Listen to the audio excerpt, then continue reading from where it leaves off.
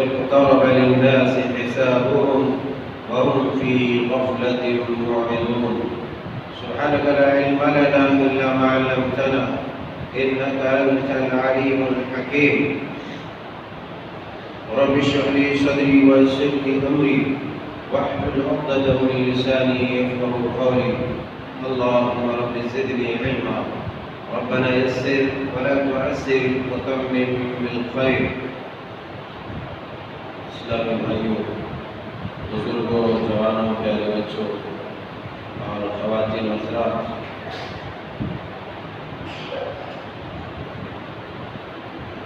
اللہ مالک القدوس کی ہر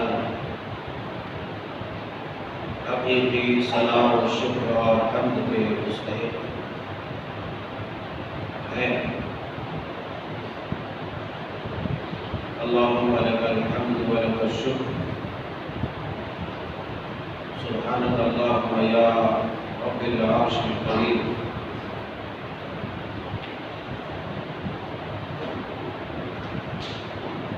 آج کے خطبہ مبارکہ میں آپ سلسلہ وار دنیا اپنے اختتام، اپنی موت اور اپنے سوال کی طرف جو سرعت کے ساتھ چل رہی ہے، اس کی علامات اور نشانیاں ہم سماعت فرما رہے ہیں. اسی سلسلے کی ایک کڑی آج میں آپ کے گوش گزار کرنے کی سایہ پیغام کر رہا. رب ذوالجلال والاکرام سے دعا ہے کہ رب القدوس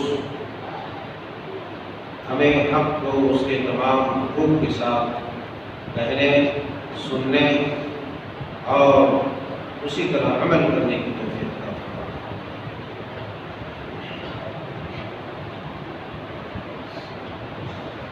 یہ وقت ہے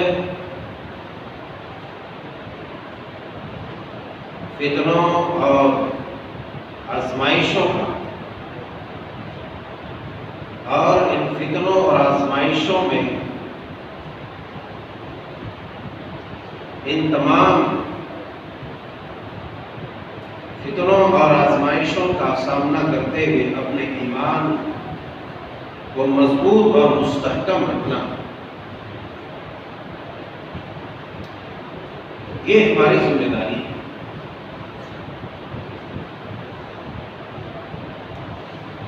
اور ان علامات قیامت کا علم کے حصول کے بعد، جان لینے کے بعد، اگر ہمارے اندر کوئی تبدیلی نہیں آتی ہے تو یہ ساری چیزیں بھی جس چیز کی طرف انڈیکیٹ کرتی ہے، بتاتی ہیں، اشارہ کرتی ہے، وہ ہے سامنے ہماری تباہی. ہمیں تباہی سے آگاہ کرتی ہے.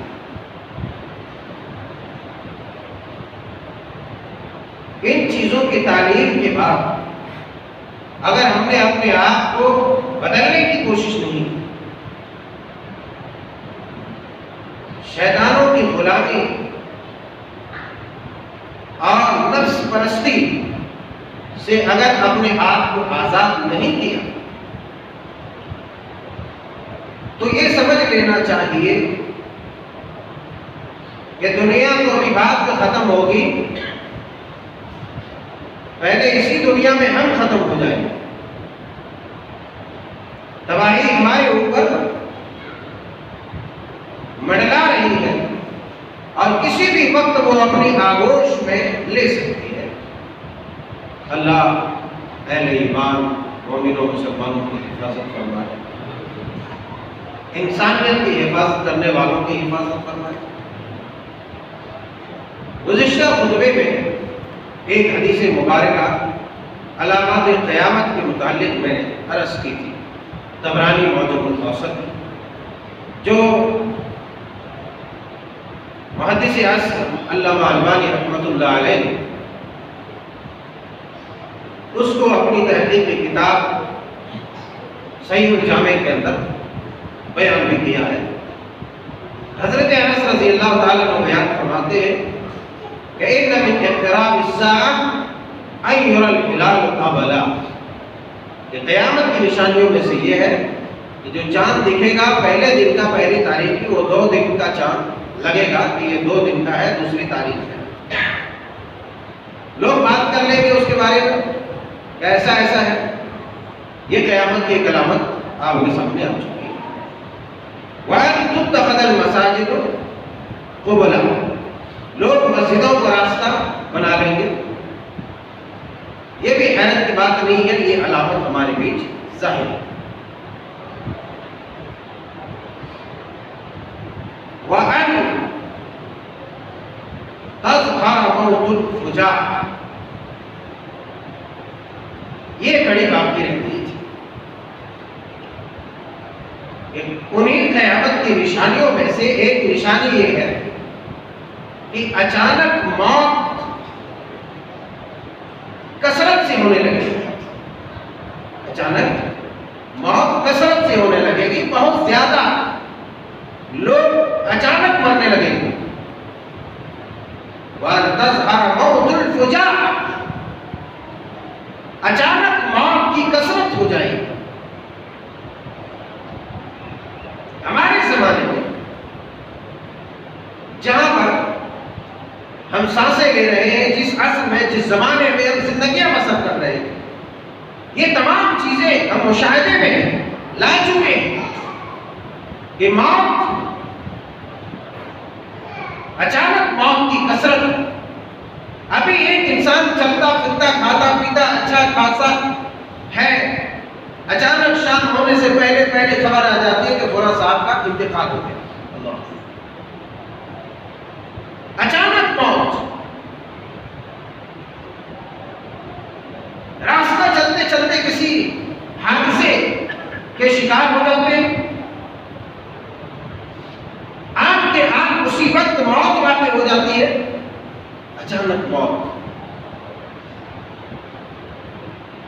ہارٹ اٹیک، برین ہیمریج اور اس طرح کی کثیر بیماریاں جب لاحق ہوتی ہے تو انسان آن کے آن موت کا مزہ چکھ لیتا ہے۔ اور یہ اچانک موت کا سلسلہ ہمارے زمانے میں بڑی کثرت سے چل رہا ہے، بڑی کثرت سے، اور یہ نشانی بھی ظاہر ہو چکی، یہ نشانی بھی ظاہر ہے ہمارے معاشرے میں، یہ کسی سے پرے نہیں۔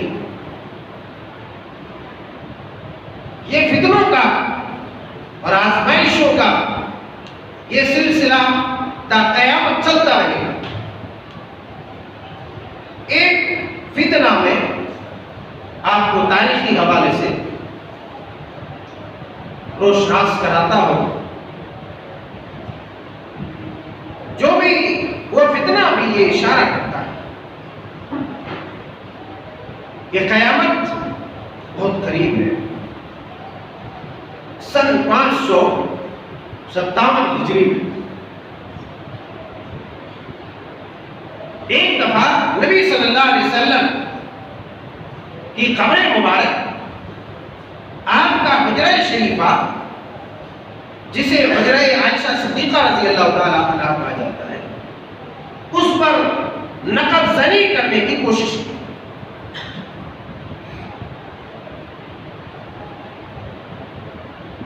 557 ہجری میں سلطان نور الدین زنگی رحمۃ اللہ علیہ نے ایک رات، یا مورخین لکھتے ہیں کہ مسلسل 3 راتیں آپ نے خواب دیکھی۔ آپ نے خواب میں کیا دیکھا کہ نبی صلی اللہ علیہ وسلم اشارہ کر رہے ہیں کسی 2 ملعون شخص کی طرف، اور آپ کہہ رہے ہیں کہ مجھے ان دونوں لوگوں کے شر سے بچاؤ، مجھے ان دونوں لوگوں کے شر سے بچاؤ۔ دو لوگوں کی طرف آپ نے اشارہ کیا۔ تاریخی حوالے سے ابو انس فاروقی حفظہ اللہ اپنی کتاب علامات قیامت میں قلمبند کرتے ہیں اس واقعے کو کہ بادشاہ سلطان نور الدین زنگی رحمۃ اللہ علیہ نے خواب میں دیکھا، اور جب آپ نے اس واقعے کا مشاہدہ کیا خواب میں، فوراً آن کے آن اسی رات اسی صبح اپنے 20 معززین اور اپنے 20 لوگوں کو، معزز لوگوں کو اپنے ہمراہ لے کر کے ملک شام سے مدینے کے جانب روانہ۔ ٹھیک 16 دن میں ملک شام سے نکلا ہوا قافلہ مدینۃ الرسل میں پہنچتا ہے۔ آپ بہت سارے مال دولت اور خزانہ لے کر کے ساتھ چلے۔ مدینے کے اندر پہنچنے کے بعد آپ نے اپنے مال اور اپنے خزانے کا منہ کھول دیا اور خوب بخششیں، انعامات اور نوازشیں آپ نے مدینے کے لوگوں کو کیا۔ آپ نے یہ ایک تدبیر اختیار کی جو کہ بہت عظیم المرتبہ سلطان نور الدین زنگی رحمۃ اللہ علیہ تھے، اپنی تاریخ کے ایک نایاب اور نادر ہیرو کے نام سے بھی جانے جاتے۔ انہوں نے یہ ترتیب اور یہ ترکیب اختیار کی کہ لوگوں میں خوب جو ہے انعامات اور تحفے تحائف اور ہدایہ کا سلسلہ شروع کیا جائے۔ پورے مدینے کے لوگوں کو خوب بانٹا اور لوگوں کو دیتے گئے، سب کی صورتوں کا مطالعہ کرتا گیا، سب کے چہرے کو دیکھتے گئے، لیکن ان تمام لوگوں میں انعامات جن لوگوں میں اور ہدیے تحفے تحائف تقسیم کیے گئے، ان میں سے ان دونوں ملعون اشخاص کی صورت نظر نہیں آئی۔ سلطان نور الدین زنگی نے اہل مدینہ سے پوچھا کہ یہ بتاؤ کہ اس مدینے کے لوگوں میں سے کوئی ایسے لوگ ہیں جو ابھی انعامات اور ہدیہ تحفے تحائف لینے نہیں آئے؟ بہت سارے لوگ آئے، پورے اہل مدینہ آئے، لیکن کیا کوئی ایسا ہے جو یہاں پر موجود نہیں ہے جس نے انعام نہیں لیا، بخششیں نہیں لی؟ آپ نے مدینہ والوں نے کہا ہاں، دو انتہائی پاکیزہ، نیک اور شریف لوگ ہیں جو اپنے انعام و اکرام اور اپنی نوازشوں اور بخشش کے بدولت وہ بہت زیادہ اپنا وقت ادھر ادھر ضائع نہیں کرتے۔ وہ کسی خیمے میں رہتے ہیں، وہیں عبادت ذکر و اذکار کرتے ہیں اور وہیں سے لوگوں کو انعامات اور ہدیے اور بخششیں اور نوازشیں کرتے رہتے ہیں۔ سلطان نور الدین زنگی رحمۃ اللہ علیہ نے کہا ان دونوں کو بلایا اور آپ نے پوچھا، دیکھا تو آپ پہچان گئے کہ یہ وہی دونوں ملعون شخص ہے جس کے طرف نبی رحمت علیہ السلام نے خواب میں اشارہ کرتے ہوئے کہا کہ ان دونوں لوگوں کے شر سے مجھے بچاؤ۔ آپ نے کہا تم لوگ یہی رہو، کہاں پہ رہتے ہو؟ کہا کہ ہاں مسجد نبی حجرہ شریفہ کے متصل ہی ہم ایک خیمے میں رہتے ہیں۔ اچھا ٹھیک ہے، یہی ہوگا۔ سلطان نور الدین زنگی وہاں سے اٹھے اور سیدھا اس کے بتائے ہوئے ایڈریس اور پتے پر گئے۔ وہاں جا کر کے آپ نے دیکھا تو ایک بینچ جیسا تپائی اس میں 2 قرآن اور چند کتابیں رکھی ہوئی، اور اس حجرے کے ایک جانب خوب مال رکھا ہوا ہے جو لوگوں میں تقسیم کرتا ہے، ہدیہ تحفہ، لوگوں کو دھوکہ دینے کے لیے، چونا لگانے کے لیے ایک سائڈ رکھا ہوا۔ وہی حجرے کے ایک جانب دیکھا کہ ایک چٹائی بچھی ہوئی ہے، چٹائی جیسے اٹھائی آپ نے دیکھا کہ وہاں سرنگ ہے۔ چٹائی اٹھاتے ہی آپ کو ایک سرنگ نظر آئی، ایک موٹا سا سوراخ نظر آیا جو سیدھے حجرہ عائشہ صدیقہ رضی اللہ تعالی عنہا کی طرف، یعنی جہاں پر آپ علیہ السلام مدفون ہے، دفن ہے جس حجرے میں، اس حجرے کی جانب وہ سرنگ جا رہی تھی۔ آپ نے سمجھ گیا کہ چکر یہاں پر گڑبڑ۔ ان لوگوں کو بلایا اور فوراً اس سے تفتیش کی اور ان کو ایذا سزا دینے کے بعد ان سے اگلوانے کے لیے جو کارروائی کی گئی، کارروائی کے بعد ان لوگوں نے کہا کہ دراصل ہم لوگ عیسائی لوگ، کیا کہا؟ ہم لوگ عیسائی لوگ، کرسچن ہیں۔ ہمارے برادری کے لوگوں نے ہمیں خوب حاجیوں کے لباس میں خوب مال و متاع اور انعامات کے ساتھ یہاں بھیجا ہے تاکہ ہم جا کر کے نبی اقدس علیہ السلام کے جسد خاکی، جسد مبارک کی بے حرمتی کریں، اس کے ساتھ بد اخلاقی کریں۔ نبی صلی اللہ علیہ وسلم کے جسد خاکی کے ساتھ آپ کو یہاں پر ایک بات اپنے ذہن میں رکھ لینی چاہیے کہ انبیاء اکرام علیہ السلام کے جسم اطہر کو مٹی نہیں کھا سکتی، اس لیے قبر شریف کے اندر آپ انبیاء اکرام علیہ السلام کے جسم خاکی، جسم اطہر بالکل اسی طرح سے ہے جس طرح سے موت کے وقت آپ کا جسم اطہر تھا یا نبیوں کا جسم جیسا رہتا ہے ویسا ہی ہے، اس کو مٹی کھا نہیں سکتی، مٹی کے اوپر نبیوں کے جسم کا کھانا حرام ہے، اس کے علاوہ دیگر لوگوں کے لیے اعزاز نہیں ہے، وہ اللہ کے اوپر ہے، مگر نبیوں کے جسموں کو مٹی کچھ بھی نقصان نہیں پہنچا سکتی۔ اسی لیے ان لوگوں نے نبی صلی اللہ علیہ وسلم کی مبارک لاش اور آپ کے مبارک جسم اطہر کو لینے اور آپ کے ساتھ بے حرمتی کرنے کے لیے عیسائیوں نے ان دونوں ملعونوں کو وہاں پر بھیجا تھا، دونوں ملعونوں کو بھیجا تھا۔ پھر سلطان صلاح الدین ایوبی رحمۃ اللہ علیہ نے حجرہ شریفہ کے دیوار ہی سے ان لوگوں کو لگا کے جان سے مار دیا، ان لوگوں کو قتل کر دیا۔ پھر جو ہے حجرہ شریفہ کے چاروں جانب ایک خندق کھدوائی گئی، اس میں پانی اور سیسا ایک مضبوط دھات ہے، اس سیسے کو پگھلا کر کے ڈالا گیا تاکہ نبی صلی اللہ علیہ وسلم کے مبارک قبر تک کسی کی رسائی نہ ہو سکے۔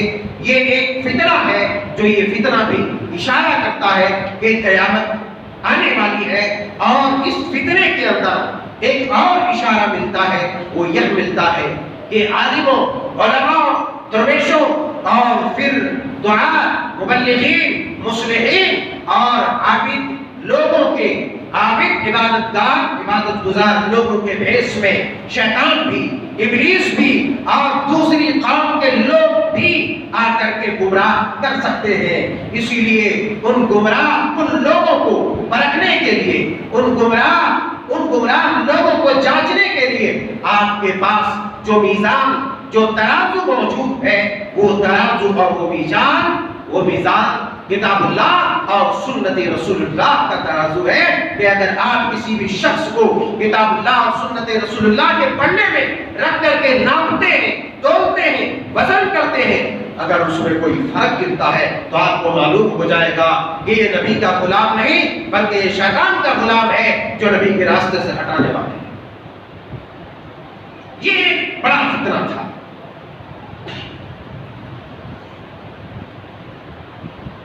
قیامت کی علامتوں میں سے ایک علامت یہ بھی ہے جو رسول اللہ صلی اللہ علیہ وسلم نے بیان فرمایا ہے مسلم شریف کتاب الزکات کے اندر، مسلم شریف کتاب الزکات کے اندر حضرت ابو موسیٰ اشعری رضی اللہ تعالی عنہ بیان فرماتے ہیں عن النبی صلی اللہ علیہ وسلم قال لَيَأْتِيَنَّ عَلَى النَّاسِ زَمَانٌ يَطُوفُ الرَّجُلُ فِيهِ بِالصَّدَقَةِ مِنَ الذَّهَبِ لا يجد أحدا يأخذ منه۔ آپ علیہ السلام نے ارشاد فرمایا کہ لوگوں کے اوپر ایک زمانہ ایسا آئے گا، لوگوں کے اوپر ایک زمانہ ایسا آئے گا کہ لوگ اپنا مال کا صدقہ لے کر کے اور بہت سامان سونے کا مال لے کر کے، سونے کا صدقہ لے کر کے یطوف الرجل فیہ بالصدقۃ من الذھب، لوگ گھومیں گے ایک دوسرے کے دروازے پر، ایک دوسرے کے پاس جائیں گے، گاؤں محلے ٹولے اور چوکی میں گھومیں گے تاکہ کوئی اس کا وہ صدقہ قبول کر لے، کوئی اسے محتاج مل جائے، کوئی اسے فقیر اور مسکین مل جائے کہ وہ سونے کا صدقہ اسے دے دے۔ لا یجد احدا یاخذ منہ، لیکن اسے کوئی ایسا شخص نہیں ملے گا جو شخص اس صدقے کو، اس مال کو جو سونا تقسیم کر رہا ہوگا، کوئی لینے والا اسے نہیں ملے گا۔ مال کی اس قدر فراوانی ہو جائے گی، تجارت کی اس قدر فراوانی ہو جائے گی، تجارت کی اس قدر، تجارت کا ریل پیل ہو جائے گا، تجارت اس قدر اونچے پیمانے پر ہوگی، مال کی اتنی کثرت ہوگی کہ زمین بھی سونے چاندی اور اس طرح کے جو ہے دھات کو، اپنے خزانے کو باہر نکال پھینکے گی، ستونوں، کھمبوں اور بڑے ڈھیرے کے شکل و صورت میں، اور لوگ اسے لیں گے، مگر اس وقت اسے کوئی لینے والا نہیں ہوگا۔ وہ قریب ہے کہ وہ وقت جس قدر تجارت کی برطرف رفتاری ہے اور مال کی کشادگی اور مال کا پھیلاؤ جس طریقے سے ہے، اس سے معلوم ہوتا ہے کہ یہ زمانہ بہت قریب ہے کہ لوگ اپنے ہاتھوں میں سونے کا صدقہ لے کر گھومیں گے، لیکن اس وقت کسی کو پکڑ کے دینا چاہے گے، وہ کہیں گے لا حاجت نہیں، مجھے اس کی ضرورت نہیں ہے۔ نہیں، جب میں کل تمہارے پاس آیا تھا تو تم نے تو منہ موڑ لیا تھا، تم نے تو بہانے مارا تھا، اب ہمیں اس کی ضرورت نہیں ہے۔ تو ضرورت اس بات کی ہے حالات کی نزاکت کو سمجھنے کی کہ ہم کس دور سے گزر رہے ہیں۔ آج ہمیں ان لوگوں کی قدر کریں جو ہمارے پاس آ کر کے اپنے احتیاج اور اپنی ضروریات کو سامنے رکھتے ہیں، شرماتے ہوئے، شرم کھاتے ہوئے، اور پھر بھی ہم بے حیا بن کر کے دینے سے کترا جاتے ہیں کہ کہیں کل ہمارے اوپر یہ وقت نہ آ جائے اور ہم لے کے خوشامد کر کے دیں لیکن کوئی لینے والا نہیں۔ قیامت کی یہ نشانی ہمارے بیچ موجود ہے۔ اس کے بعد اگلے حصے میں حدیث آپ نے جو بیان فرمایا وَيُرَى الرَّجُلُ الْوَاحِدُ يَتْبَعُهُ 40 امْرَأَةً يَلُذْنَ مِنْ قِلَّةِ الرِّجَالِ وَكَثْرَةِ النِّسَاءِ۔ اس کے بعد یہ چونکانے والی جو بات اللہ کے پیارے حبیب علیہ السلام نے بیان فرمائی ہے، اس بات کا بھی سلسلہ شروع ہو چکا ہے۔ آپ نے فرمایا ایک زمانہ تمہارے اوپر ایسا آئے گا کہ تم دیکھو گے ایک آدمی کے پیچھے 40 اور دوسری روایتوں کے اندر حدیث موجود ہے کہ 50 عورتیں ایک مرد کے پیچھے بھاگیں۔ اللہ، تب تو عیاش مزاج لوگ خوش ہو جائیں گے، ہے نا؟ پھر تو بڑا ہی اچھا ہوتا کہ ہمارے زمانے میں شروع ہو جاتا۔ عیاش مزاج جو ہے، عیاشی کرنے والے تو وہ تو خوش ہو جائیں گے کہ ہمیں اتنی کثرت میں عورتیں ملے گی۔ ارے جب یہ وبا تمہارے اوپر مسلط ہوگی، تمہاری ہلاکت بھی اتنی قریب ہوگی۔ آپ نے فرمایا ایک مرد کے زیر کفالت، ایک مرد کے ماتحت جو ہے 40 50 عورتیں۔ آج اس سلسلے کو شروع میں دیکھ سکتے ہو کہ ہمارے زمانے میں یہ سلسلہ شروع ہو گیا ہے۔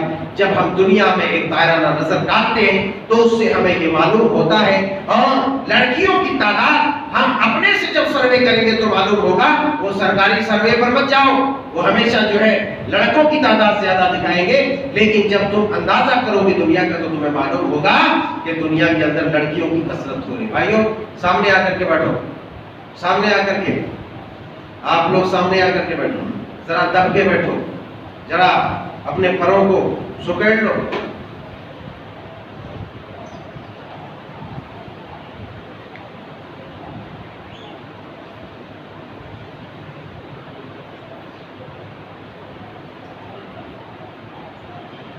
یہ کام اگر آپ لوگ بغیر کہے کر لیں گے تو اجر کے بھی مستحق ہوں گے اور ادب کے بھی مالک بن جائیں گے، اخلاق کے بھی مالک بن جائیں گے۔ سمجھ رہے ہیں؟ اللہ اور فرشتوں کی نگاہ میں بھی اخلاق مند ہو جائیں گے کہ اپنے دوسرے بھائیوں کے لیے پیچھے جگہ چھوڑ دی۔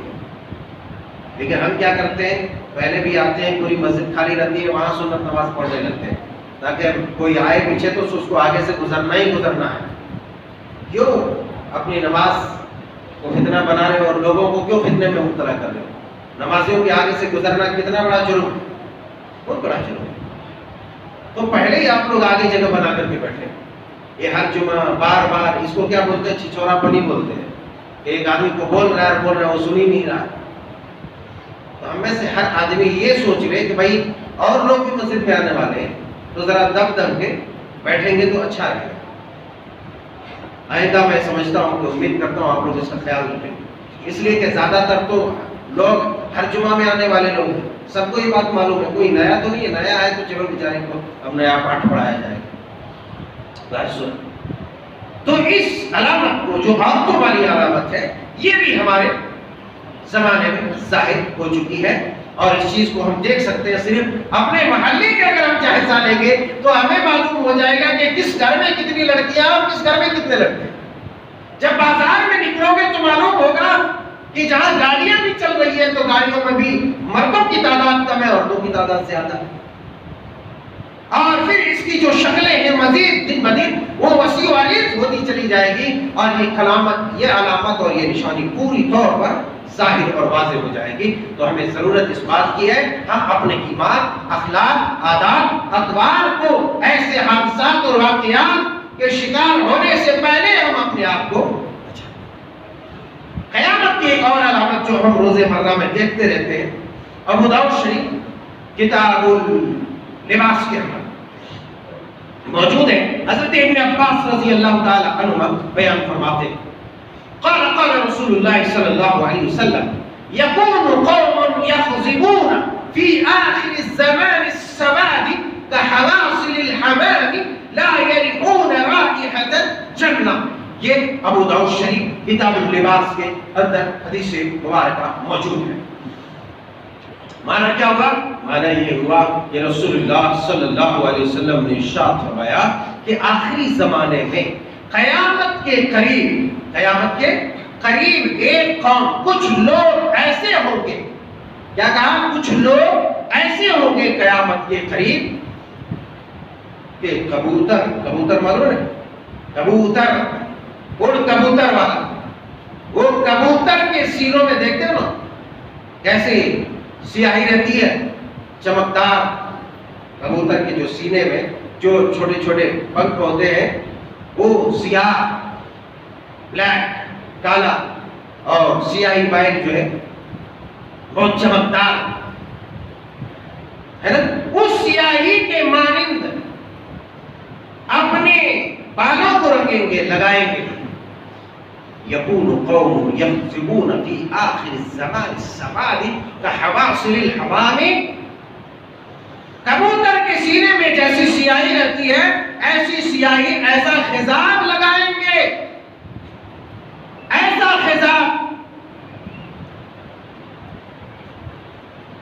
اللہ کے پیارے حبیب علیہ السلام نے بیان فرمایا ہے، مسلم شریف کی حدیث مبارکہ ہے، آپ بیان فرماتے ہیں کہ ابن آدم یعنی انسان بوڑھے ہو جاتے ہیں مگر اس کی دو خواہشیں جوان رہتی ہیں، اس کی دو خواہشیں جوان رہتی ہیں۔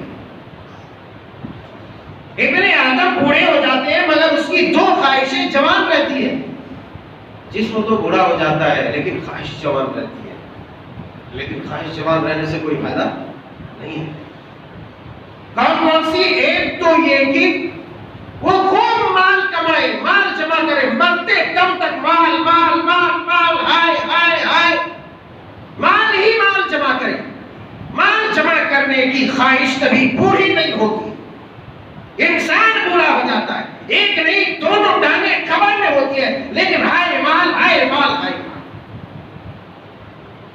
رسول اللہ صلی اللہ علیہ وسلم نے کیا حالات کی عکاسی کرتے ہوئے آپ نے پیشن گوئی فرمائی ہے، اور آپ نے ارشاد فرمایا، اللہ اکبر، قربان جاؤں آپ کے اوپر، آپ نے فرمایا کہ انسان بوڑھا ہو جاتا ہے لیکن دو خواہشیں اس کی جوان رہتی ہے، ایک مال کی خواہش کہ خوب مال جمع کرے، مرتے دم تک مال ہی کی طرف دیکھتا ہے کہ کدھر سے آ رہا، کدھر سے بےمانی، شیطانی، چوری، ڈکیتی، عدد، غبن، غصب، جو بھی ہو مال آنا چاہیے، اللہ حفاظت فرمائے۔ دوسری خواہش جوانی کی، دوسری خواہش جوانی کی، یہ دونوں ٹانگیں قبر میں ہے لیکن پھر بھی وہ کوشش کرتے رہتا ہے کہ میں جوان ہی رہوں، میں جوان ہی رہوں، میں جوان ہی رہوں، اللہ۔ اور اس جوانی کو، بڑھاپے کو ڈھکنے کے لیے کیا کرتے ہیں ہم؟ ڈینٹنگ پینٹنگ کر کے پینٹ کا کور لگا دیتے ہیں، داڑھی سفید ہو رہی ہے تو اوہ وہ کالا کبوتر ہے، وہ بال کالا، لیکن لاکھ چھپاؤ حقیقت کو، مگر یہ حقیقت چھپنے والی نہیں ہے۔ خضاب لگا لیتا ہے بندہ، 2 دن بعد خضاب خود پکار کے کہتا ہے بھائیو ذرا اس کے بالوں کی جڑوں کی طرف تو دیکھو، اوپر کالا ہے مگر نیچے گورا ہے نا، نیچے سفید ہے، بالوں کی جڑوں کو دیکھو، یہ بڈھا اپنے بڑھاپے کو چھپانا چاہتا ہے۔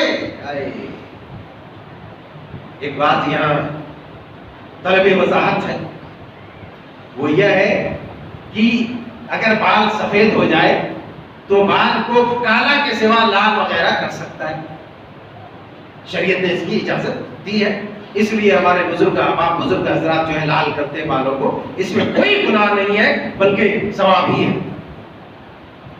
البتہ کالے خضاب سے کسی بھی طرح کے بال کو رنگنا یہ حرام ہے۔ نبی کائنات علیہ السلام نے فرمایا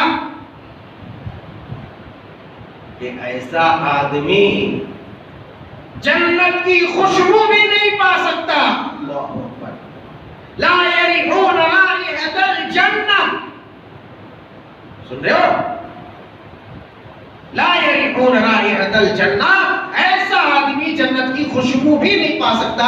جب جنت کی خوشبو ہی نہیں پائے گا تو خوشبودار جنت کو داخل کہاں سے ہوگا؟ اس کے لیے الگ گیٹ بنائے گا کیا؟ جنت میں الگ روم بنائے گا؟ نہ نہ نہ، تو ایسے گمان مت رکھو۔ تو یہ نشانی ہمارے زمانے میں موجود ہے۔ اچھا، ایک اور بات طلب وضاحت ہے اور بطور نشاندہی میں کہوں اس حدیث پاک کی روشنی میں کہ ہمارے نوجوان لوگ مرغا بنتے ہیں۔ اس حدیث کی روشنی میں مرغا بننا جانتے ہیں نا، وہ یہاں لال کرنا، سفید کرنا، زبردستی لال پیلا کالا سفید، چاہے بوڑھا رہے چاہے جوان رہے، کالا تو کسی کے لیے اجازت نہیں۔ البتہ اس حدیث روشنی اور اس کے اندر جو باب قائم کیا ہے اس کے حوالے سے میں بربلا یہ بات کہہ سکتا ہوں کہ جن لوگوں کے کالے بال ہیں وہ لوگ وہ دوسرے رنگ میں اس کو تبدیل کرنے کی اجازت نہیں ہے، اسے نہیں کرنا چاہیے۔ اور خاص طور سے وہ لوگ جو صرف بال کے کچھ حصے کو سفید یا دوسرے رنگوں میں رنگتے ہیں، نوجوان لوگ، جوان لوگ اسٹائل کرنے کے لیے، تو ان لوگوں کے لیے بھی یہ درست نہیں ہے، اس لیے کہ اس نے فطرت کو تبدیل کرنے کی کوشش کی ہے، اور شریعت نے اس کی وضاحت نہیں کی، شریعت نے اس کی وضاحت میں کی ہے۔ یہ اسی زمرے میں ہے کہ جس طریقے سے بال کے کچھ حصے کو کاٹ دیتا ہے اور بال کے کچھ حصے کو چھوڑ دیتا ہے، اسی طرح بال کے کچھ حصے کو کالا کر لیتا ہے، کچھ کو پیلا کر لیتا ہے، کچھ کو ہرا کر لیتا ہے، کچھ کو لال کر لیتا ہے، کچھ کو سفید کر لیتا ہے۔ ارے سفید کرنے کی ضرورت نہیں ہے اللہ والو، وہ تو قرآن کی آیت ہے، یوم یجعل الولدان شیبا، قیامت کی جو سختیاں اور ہولناکیاں ہوں گی تو ابھی تم کیوں بوڑھا بننا چاہتے ہو؟ اپنے آپ تم بوڑھا بن جاؤ گے۔ تو یہ جو سختیاں ہیں اور یہ شرائط ہیں، یہ شرائط تمہیں خود برا بنا دیں گی۔ تو یہ ایک بات وضاحت طلب تھی۔ یہ قیامت کی علامتیں اور نشانیاں ہیں۔ اب رفتہ رفتہ جو ہے ہمارے پاس قیامت کی انشاءاللہ بڑی بڑی نشانیاں آئیں گی، اور اس کے بعد ان خطبات کے دوسرے خطبات میں اس کی وضاحت ہوگی۔ اللہ جل شانہ سبحانہ وتعالی سے دعا ہے کہ مولا کریم ہم سب کو ہر طرح کے شر سے اور فتنوں سے محفوظ فرما، ہماری صورت ہمارے ناخن سے لے کر کے بال تک سنت مصطفیٰ کے مطابق کر دے، اور ہر طرح کے خرافات سے ہماری حفاظت فرما، ہماری نسلوں کی حفاظت فرما۔ آمین۔ تقبل یا رب العالمین۔ اقول قولی ھذا۔